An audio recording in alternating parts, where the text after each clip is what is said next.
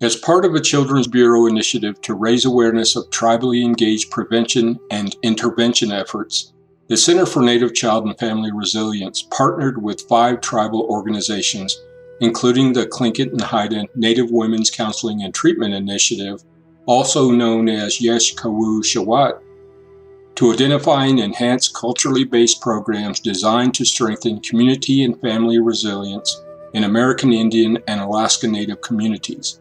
The Center is committed to building the evidence base of tribal child welfare knowledge and practice through evaluation and sharing the knowledge gained through these projects with the field.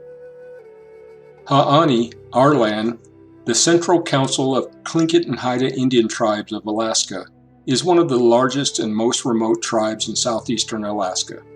The Tlingit Nation and the Haida Nation have existed as 2 separate and distinct peoples since time immemorial, but have shared ancestral land since the last ice age, over 11,000 years ago. Their ancestral lands include over 43,000 square miles in what is known as the Alaska Panhandle. Only accessible by boat or plane, the land is a collection of hundreds of islands that make up the Alexander Archipelago, as well as a thin strip of the mainland. The region is a stunning mountainous landscape crisscrossed by miles of rivers, streams, fjords, and shoreline. The Tlingit and Haida people have practiced their way of life as traditional hunters and gatherers. Because they live so near the sea, fishing is crucial to them. Salmon is a main source of food, which was filleted and smoked to keep through the winter. After facing struggles to preserve their identity, land, and traditional way of life, the Tlingit people have been able to rebuild their lives and increasingly practice their traditional crafts as well as fishing, which has always been the basis of their economy. President of the Tlingit and Haida Indian Tribes, TFYS, Richard Peterson, is Tlingit from the Kagwantan clan. Richard grew up in Kazan, Alaska, and is a lifelong Alaska Native resident of Southeast Alaska. Healthy tribes make healthy communities, Peterson said. That's something you'll hear from me a lot.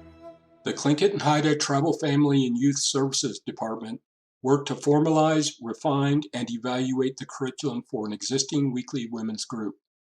The curriculum addresses unresolved trauma and grief caused by victimization, by domestic violence and abuse, historical, intergenerational, and related traumas impacting Native women in Southeast Alaska. The project model features 3 phases as follows. Phase 1 works on the building blocks of communication, conflict resolution, anger management, and problem-solving skills. Phase 2 focuses on family of origin issues and past and present relationships, which links those familial experiences to understanding how they influence existing relationships. Phase 3 focuses on post-traumatic stress disorder, dissociation, historical and intergenerational trauma. The group provides participants with a talking circle format that focuses on education and support to women addressing issues involving surviving childhood sexual abuse, re-victimization, and sexual assault.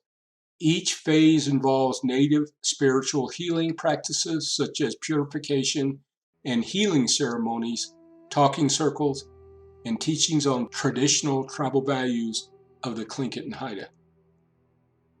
Like many tribally driven approaches to intervening upon child maltreatment, the Native Women Counseling and Treatment Services Initiative, now referred to as Yéil Koowú Shaawát, takes a strength-based approach to healing, which emphasizes the importance of cultural resiliencies and protective factors.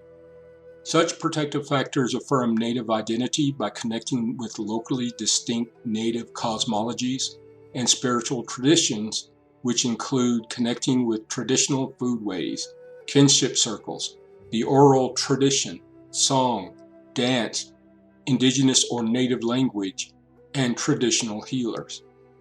A fundamental aspect to this program is healing trauma. They also intervene and prevent child maltreatment through a reclamation of indigenous knowledge systems, cultural identity, and peer and kinship support systems.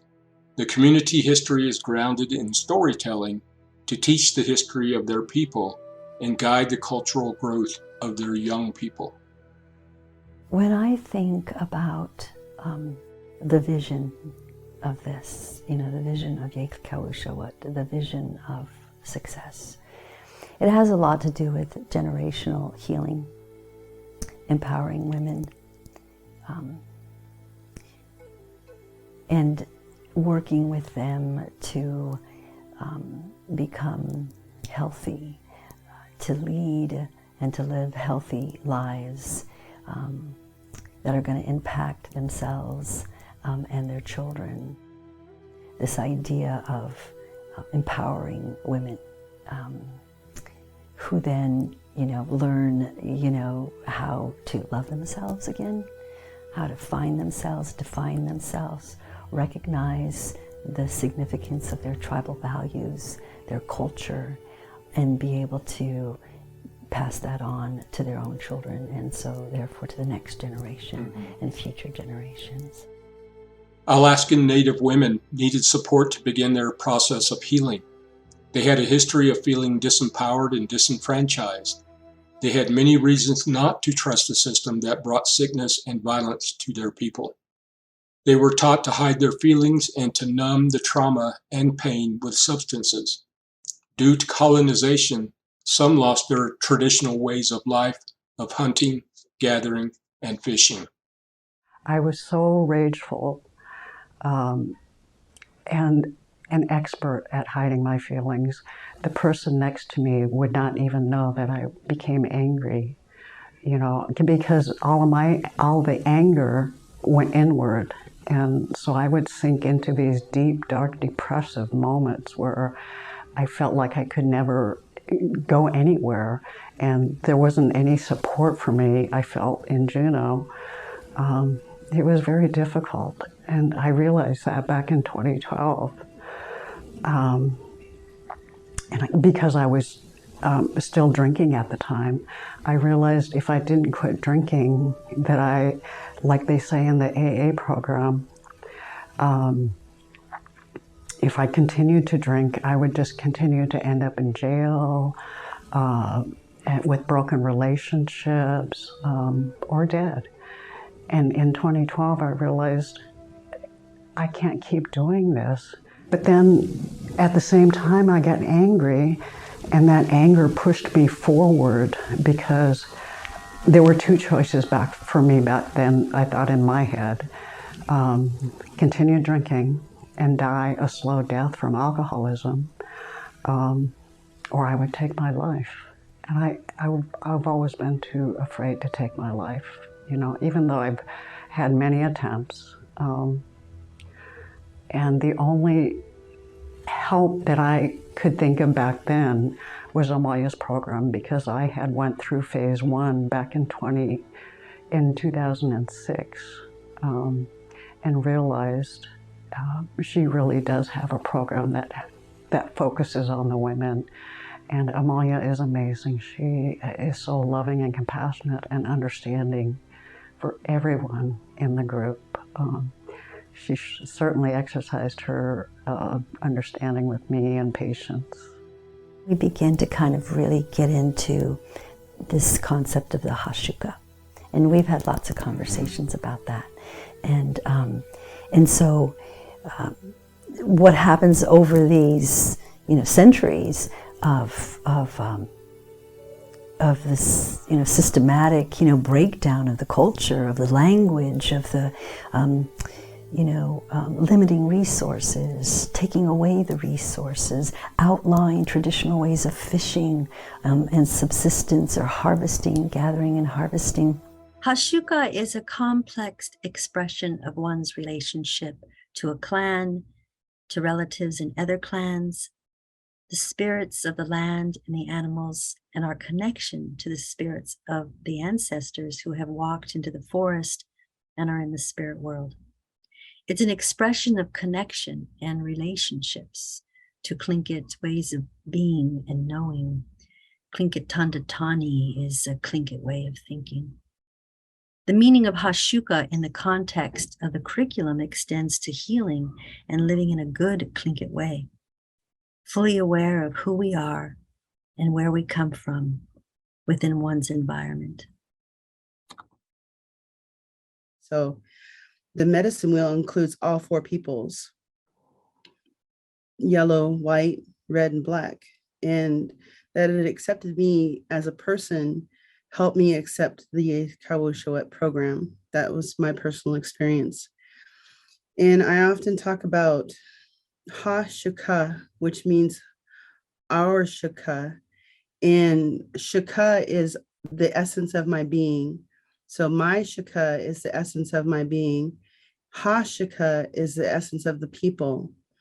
And when the historical trauma took place among our people, when my grandparents were taken from their homes and put into boarding schools where they endured abuses, that was brought home and perpetrated on, I counted it, 6 generations of my family: my grandparents, my parents, me, my children, my siblings, children's, and their grandchildren have all been impacted by the boarding school era. And with Yéil Koowú Shaawát program, what it is intended to do, if we can suffer 6 generations of historical trauma, then we can at this time make change together to promote healing, generational healing. Often when I hear historical trauma, I think of the term generational genocide from the inside out. And that is what they have done to our people. We are destroying ourselves by perpetrating abuses upon our children and upon each other. The women are allowed to meet together to actually talk about their today's struggles and how, it's difficult to get through everything that they've experienced, because in Alaska, we know that there's a high rate of alcoholism and there's a high rate of suicide. And I knew this before I started the program. And I didn't want to end up one of those statistics. And so the reason why I say I was angry back in 2012 when I quit drinking was because I knew that my old ways of thinking and behaviors and everything that I did didn't work and just kept me stuck back there. And the reason I became angry is because I knew I would have to change everything. And I knew the healing journey would be hard, but so far I've stuck to it and managed to continue to step out of my comfort zone, so to speak. So that kept me there for a long time. And what Amalia's program, the Yéil Koowú Shaawát program, taught me how to believe in myself. It taught me how to turn to myself. It taught me that I am good. I am not bad. And it taught me that I have something to teach others. It gave me purpose. In all my life, I never believed that anything I ever went through, no good could ever come out of that. But it has. There's good coming out of it because I went through that. I can relate to the women on a deep and binding level. I can reach women that other teachers may not have possibly been able to reach. I'm gonna cry. One thing comes to mind. I won't mention her name due to confidentiality, but there was this one woman who for weeks would not say one word, not to check in, not to anything. She would just pass. And my mantra is, I am a strong and powerful warrior woman. I can do anything I set my mind to. And I was sharing that encouragement with the women while I was teaching. And I'd been teaching for a while, and women were taking on that I am a warrior woman mentality. But this one woman, one day, she finally spoke up. And she just was like, she was heated. She's like, I'm not a warrior woman. I let him beat me. I let him hurt me. I let him hurt my kids. And she went on, and I let her talk because she needed to. And then at the end of her conversation, at the end of her rant, or whatever you want to call it, I said, you're not a warrior woman yet. And then by the end of that year, there's this song called The Fight Song. I can't remember who it's by, but we were doing an art project and we were playing music. And she said, that's my song. I'm a warrior woman. I take care of my child. I think that's a powerful example of how it changes persons. And the challenges, there have been a few, see, some of the women, we get women from OCS, Office of Children's Services, we get women who are on probation, we get women who are there only by choice, but the women who come who are not there by choice tend to come with an attitude of not wanting to be there. As I began to hear more stories of themselves, their mothers, their grandmothers, their aunties, you know, our Native women were enduring centuries of this accumulated cultural trauma, historical trauma, and intergenerational trauma, and experiencing in the here and the now racism, systematic racism, judgment, discrimination, that they didn't want to be Native. There was shame about that. They didn't know anything often about the culture. I began to see that, you know, the lack of a cultural identity is a mental health problem in itself. And so we begin there. And yet there were these things that they would hold on to. And they, you know, in connecting with the land, but not really kind of linking that with who they are. So many of the women, they wanted to learn to harvest. They wanted to, they'd already worked with salmon. Their parents maybe had worked in canneries. So they had had this connection, but at the same time there was this disconnect. And so I would learn a killer whale song, and then I would find out that there was a woman in group who was from the killer whale clan. Or I would learn one of the songs from the Duck Dane Ton, you know, the sea pigeon clan. I've had a difficult life, and so I was very unaware of where I was at, and working through all 3 phases of Amalia's program, I was able to actually start learning about myself, and it's been such an awesome healing journey, and I've learned so much in the last 3 years that I want to continue this program in Alaska. I was still pretty hesitant and didn't trust a lot of people. And so since then, I've learned to open up a lot and begin to trust, especially the women in the group, because I've witnessed the changes that they've gone through along their journeys, and it was so inspirational. And the reason why I would like to continue this work is because pretty much the first 3 phases of my journey, I was an observer. I sat back and didn't participate much because I wasn't even aware that I was so scared of, you know, just stepping out of my comfort zone to begin my healing journey. And once I realized I could step out of my comfort zone, it was like my eyes opened up to the world, and I could see part of my role in becoming a co-facilitator. I did them back to back and came back as a teacher and learned so much more as a teacher.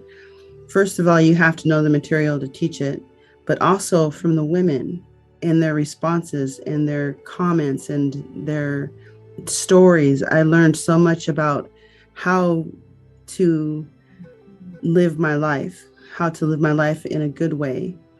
And one of the benefits of going through Amalia's program is that I've been able to turn around and become a teacher. And I taught for 4.5 years, almost 5 years, until I was a victim of a violent crime. And then it took me the past 4 years to get back to myself. Instead of leaving the program altogether, I came back again as a participant. Amalia allowed me to join again. So I went through the program again then, and that's when I met you folks as a participant. Yes, very nerve-wracking. I can remember co-facilitating my first group and standing, you know, up there talking in front of the women, and my voice was so shaky. I was so nervous, and yet I knew this work was important. And so I had to muster the courage just to keep going. But I knew how important the work is and how much growth I had gained over just the 2 years that I went through all three phases of her group. And over years, I think I begin to see now that it's developed a reputation. And when you're so busy, just your head is down and you're just doing the work. And so now, I have women who, well, I heard about this group, and, my sister told me about this group, or, I'm back again. I'm all, yeah, I had a relapse and things fell apart in my life. And, they're going to look at, they've removed my kids, and they'll come back for support. And always being transparent. I think that's something else. I'm sharing things with them. I'm giving them information. Nothing's going to happen without their input, without their decision. And so I think that was appreciated. I think that is a huge factor. And the way that I like to understand it is when I see the other women go through and with their struggles too, and especially the talking circles that we had, and I see them step out of their comfort zone and begin their healing journey, it brings tears to my eyes. It's so awesome, and that is my reward.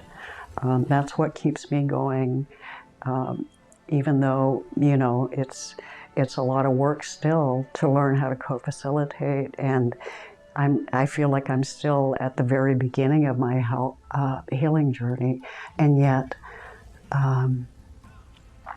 we're all learning. It's a learning process, and it's definitely opened my eyes. In thinking about it, till the last day on this earth, I want to continue to help the women as much as I can, and it involves, because I know if they begin to heal, then their children will begin to heal too. Because my mother, she was totally into the addictive life and drinking and non-supportive and just the total opposite. I'm able to see just how much I've changed. And so my daughter is even, stepping outside of her bounds and growing too, has grown so much more as a mother than I ever was when they were little. To encourage other tribes to join this program, I would say that historical trauma happened to all of us, and it has impacted all of us. And we all have challenges, we all have difficulties, and we all have dysfunctions that need to be addressed so that it's not passed down to more generations of our people. Healing from trauma is a process. It's a journey, not a destination. It takes time to heal, and we must commit to make a conscious daily effort to practice self-care and self-love, and to look for every opportunity to correct our experiences of the past. How do we shift that trauma story that kept us powerless for so long so that it becomes a story of courage and triumph? We begin by identifying and acknowledging our strength and appreciating the fact that we would not be here today if it were not for those strengths. Sometimes trauma survivors have a difficult time identifying even one strength. So maybe we need to ask someone who knows us to give us a list of those qualities that they appreciate about us. Showing up at a healing event is a strength. Having the courage to sit in a healing circle and to listen and support others while they are sharing is a strength. Having the courage to tell our story is a strength. Stopping to admire a beautiful sunset or a sunrise, or to listen to a bird's song is a spiritual strength. When we help others by giving them a kind word, this is also a spiritual strength. We need to honor that child whose brilliant imagination, resilience, and determination helped us to survive. Sometimes we forget they were once that brave and creative being who went through the trauma and never gave up, hoping that things would get better. It is important to remember that what happened to us was not normal, but that we are normal, and that it is over and we made it through that. We survived it. We have the power to change our life and to have our dreams come true. Every time we heal another layer, we become stronger, and it does get better. We can ask for help. We don't need to do it alone, and there are lots of people who care about us. When we heal in this generation, it impacts generations ahead, and we break through the silence.